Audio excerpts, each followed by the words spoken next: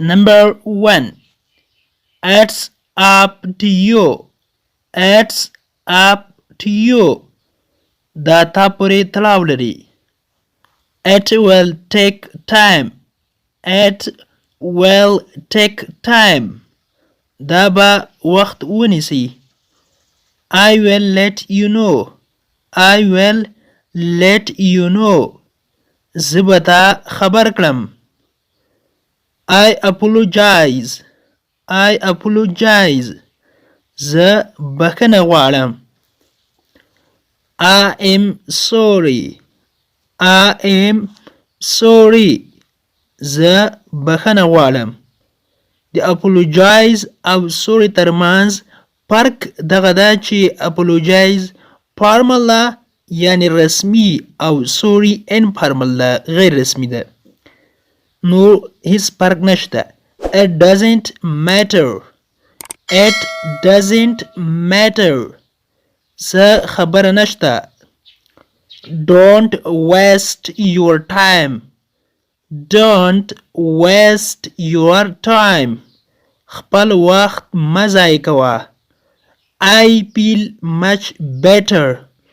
I feel much better. زه ښه احساس کوم یا نن زه ډېر ښه یم. Is everything okay? Is everything okay? هر څه سم دي. How would I know? How would I know? زه به څنګه پوه شم.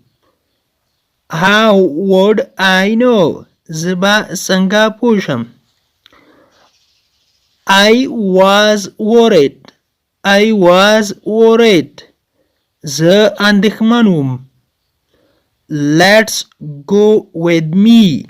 Let's go with me. راځه زما سره لاړ شه. See you next time. See you next time. بیا به سره ووینو. I don't have time. I don't have time.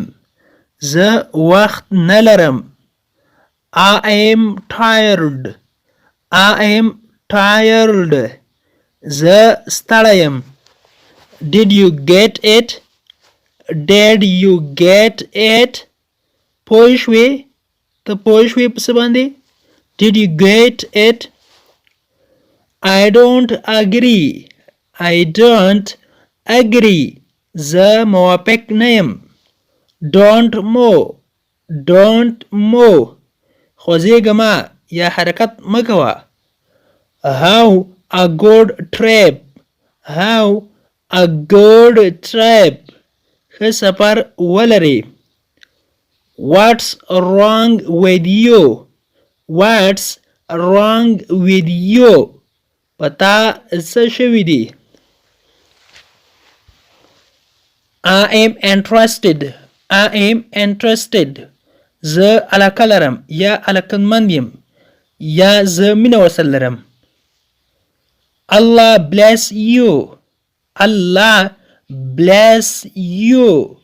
الله دې تا وبخي. Allah bless you. الله دې تا وبخي. What's going on? What's going on? څه حال ده؟ څه خبرې دي؟ د نن ورځې کلاس تر دې ځای پورې هیله ده چې یو څه مو ورڅخه زده کړي. دغه کورس انګلیش ټو پښتو لرنینګ د هغو افغانانو وروڼو لپاره جوړ شوی ده څوک چې د انګلیسي ژبې سره مشکل لري او په ځانګړي ډول هغه زموږ پښتانه وروڼه چې د هیواد نه بهر اوسیږي او د انګلیسي ژبې د بیګنر څخه غواړي چې زده کړي. نو دغه کورس چې موږ په لار اچولی دغه تر پایه پورې تعقیب کړئ او د دې لپاره چې هره ورځ زموږ نوي کلاسونه ترلاسه کړئ نو لطفا زموږ یوټیوب چینل انګلیش ټو پښتو لرنینګ سبسکرایب کړئ، څنګه د بیل آیکن ووهئ او بیا په آل کلیک وکړئ. تر بیا چې زه حاضرېږم تر بیا مو په پاک رب سپارم. هر چیرې چې یاست الله مو مل شه. Thank you so much for watching.